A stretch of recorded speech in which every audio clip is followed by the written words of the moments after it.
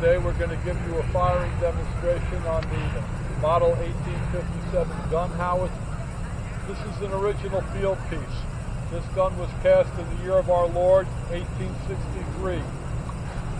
We're going to load by detail, so I'll be able to explain each step. Load by detail, load, shell, 1,000 yards. Now the first thing you do, attend the vent.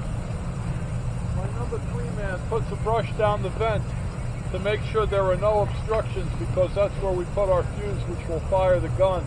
Kind of like if you're sipping something through a straw and a little piece of ice gets in there and you can't sip it anymore, we have to make sure that vent is clear. Then he's going to put his thumb over the vent to cut off the flow of oxygen in the barrel, because every time the gun is fired, there's still stuff burning in there. Worm! Ready. Worming is something you see done at reenactments because we use aluminum foil for our charges, so we have to pull out that burning piece of aluminum foil. Sponge! Now we take a wet sponge, because it's a wet sponge. Goes all the way down the barrel till it hits the back, which is called the breech. Twist it around, we pull it all the way back out, and then we put it all the way back in again. It's important that the number 3 man has his thumb securely on the vent, because if not, instead of putting out the embers, we would be fanning them. Kind of like when you're trying to get a campfire started from the next morning and you're blowing on it. Now, advanced cartridge. Now you'll notice that when my powder passer, because powder monkeys are in the Navy.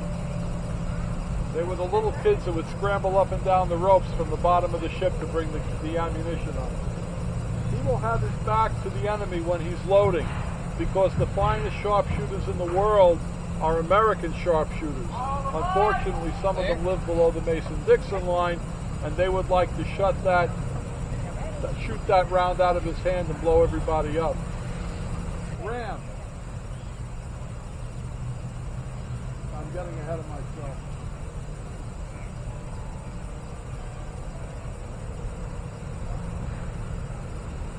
Clear.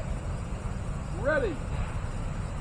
3 and 4 step in. My number 3 man takes a brass pick, because brass does not spark, and he will puncture the bag. My number 4 man will now take a friction primer, which is a small brass tube with a wire sticking out. The tube is filled with very, very fine priming powder, and it has the ingredients on there from like a white tip match that strikes anywhere, so that when the wire is pulled, it ignites the powder in the tube. It sends a 3,000 degree flame down into the charge.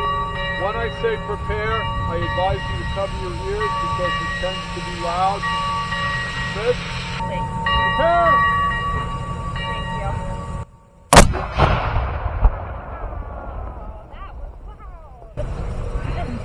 And that is how we load and fire the cannon. Would anybody like to take a turn swabbing out the barrel? Okay.